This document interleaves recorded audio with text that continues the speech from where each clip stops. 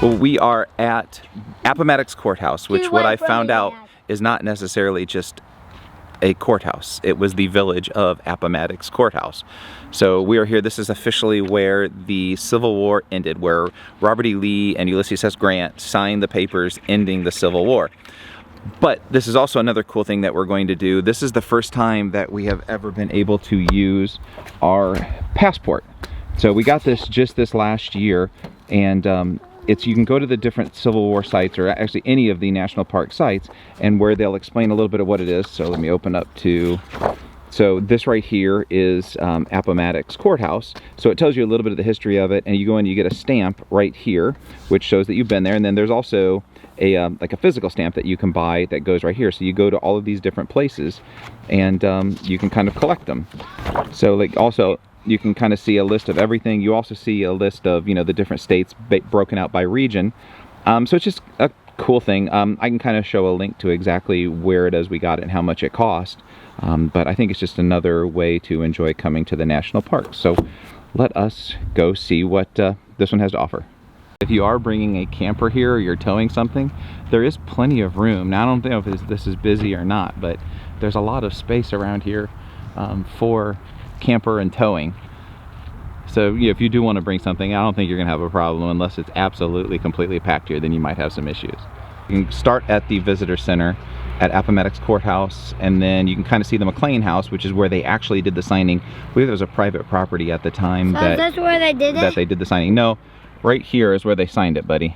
So can we go there? Yeah, we're gonna go there first. We're gonna go to the visitor center first. One of the things that I think that's very interesting about history, especially the more that we go through, the more that we study, there's this significant aversion to history. I think the problem with not paying attention to history is that if we don't learn from our mistakes of the past, then we're probably going to repeat those same mistakes again. I believe this right here is the courthouse. Is that where it said begin here? And I don't know where the McLean House is at. Maybe that's over there. I don't know. Was in the middle. They say go to the courthouse first. Hi, ladies. Okay. Ladies and gentlemen, may I have your attention, please? In 5 minutes, we'll be starting at 11 o'clock Ranger program. It is about the veterans and the preservation of the Appomattox story in honor of Veterans Day. If you are interested, please join the Ranger outside the front doors of the Visitor Center. Once again, in about 5 minutes, we'll be starting the 11 o'clock Ranger Talk. Do you want to do that? It is about veterans and the preservation of the Appomattox story in honor of Veterans Day. If you're interested, please join the Ranger outside the front doors of the Visitor Center. Thank you. In late March 1865, at City Point, Virginia, 4 men held a council of war aboard a vessel called the River Queen. They were Admiral David Porter, Major General William Tecumseh Sherman, Lieutenant General Ulysses S. Grant, and President Abraham Lincoln. They were all confident the Union was about to win the Civil War at last. But then, when they did, what should they do with the former Confederates? Abraham Lincoln's wishes would be carried out in one of the pivotal events in all of American history: the surrender at Appomattox.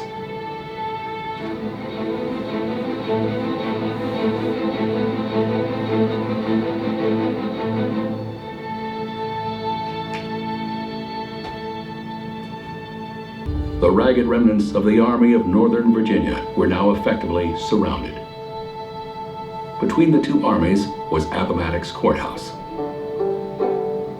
It was a small place in a tobacco farming area.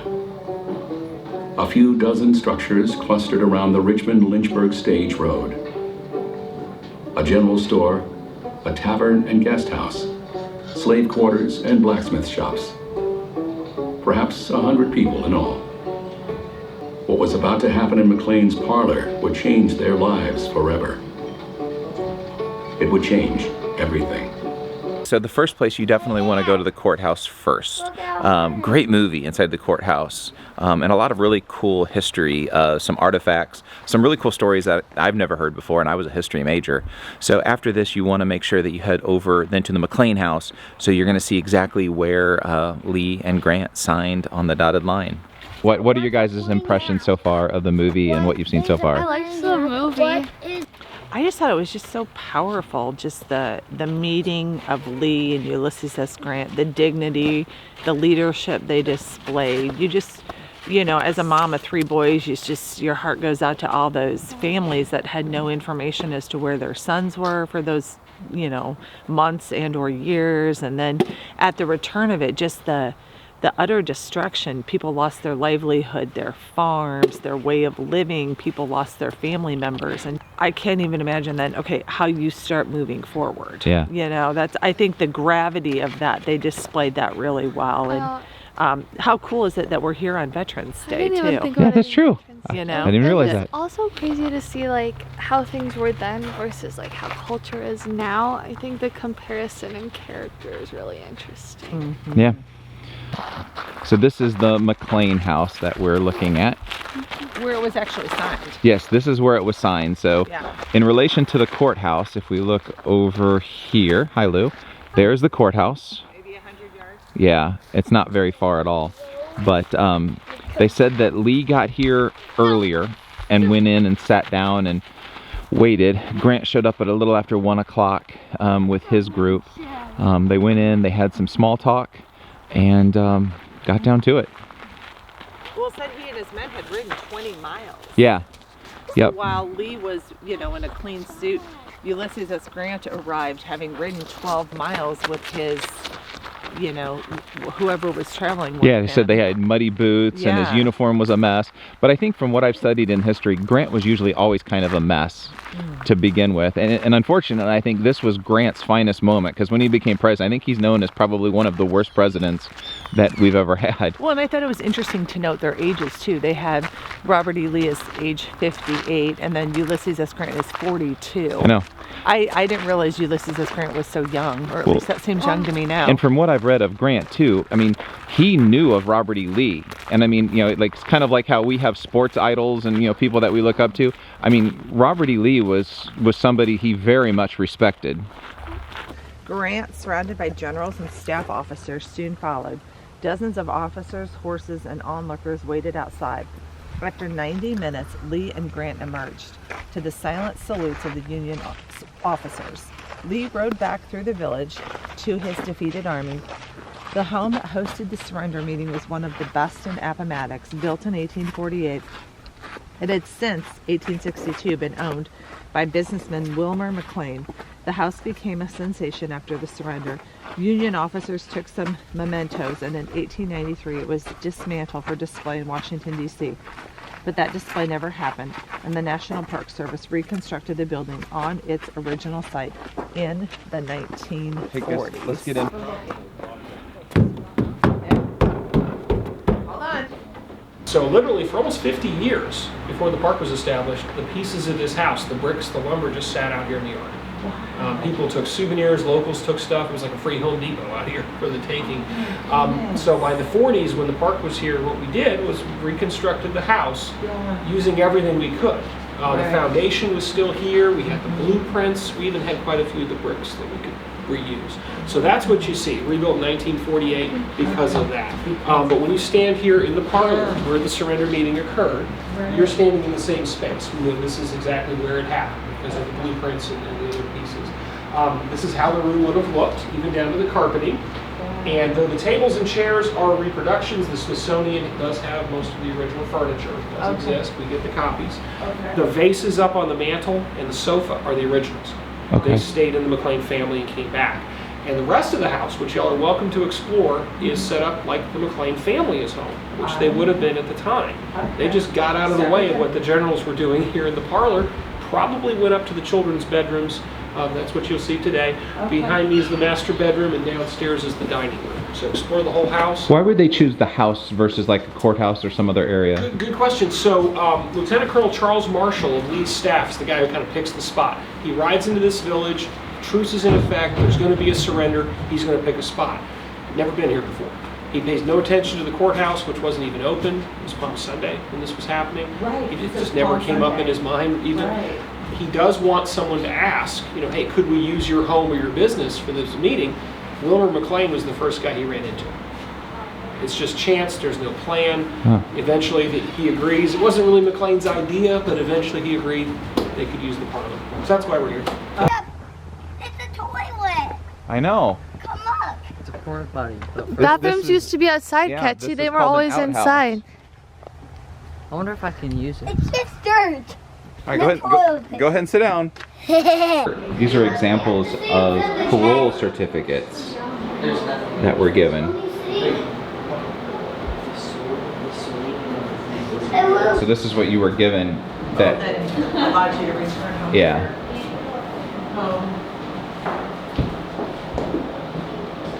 No digging. So these are all of the soldiers that were here. They did no digging. Drake's getting his passport stamp. Book about them. Oh, junior. All right. We have So right here. Ready?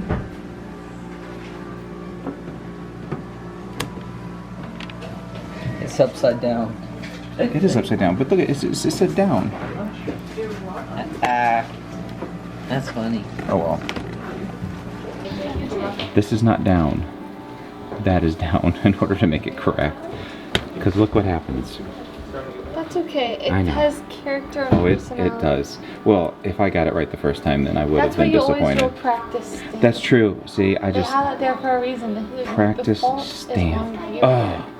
So right in there is the museum gift store. That's where you go in to get stamped. You saw that obviously I did it wrong, which that shouldn't come to anybody's surprise. But make sure you research the stamps, because there's a lot of different ways to get stamps, and there's commemorative stamps, there's normal stamps, there's stamps that you can buy for multiple different regions. So it can be a little bit confusing. For me, I just bought the individual stamp. That's the place you need to go in order to get it.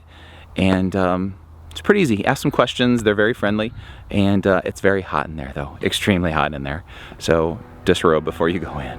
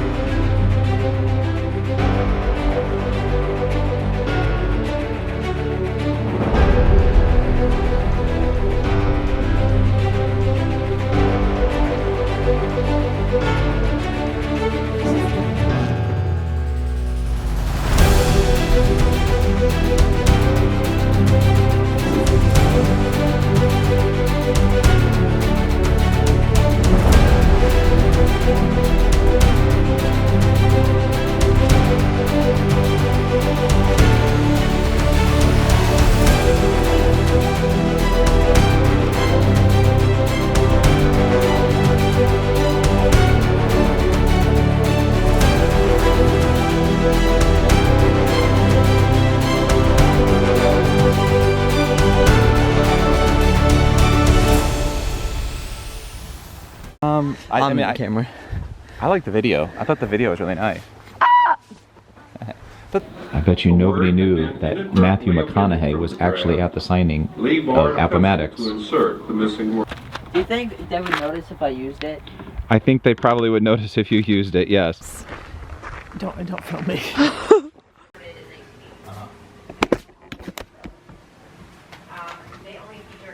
Just a little body.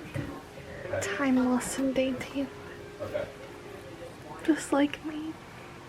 It's really interesting, and it's really interesting to see all these houses. The sun. Good night.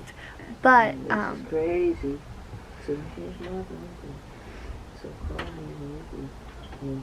No, he goes, I just need to know if Abraham Lincoln's still alive. I said, no, he's not alive. He says, where is he? I said, he's in heaven. And he goes, are you excited to see him in heaven one day? I said, yes, I'm excited to see him. He goes, I bet you're excited to see your dad in heaven. I'm like, my dad is also alive right now, so.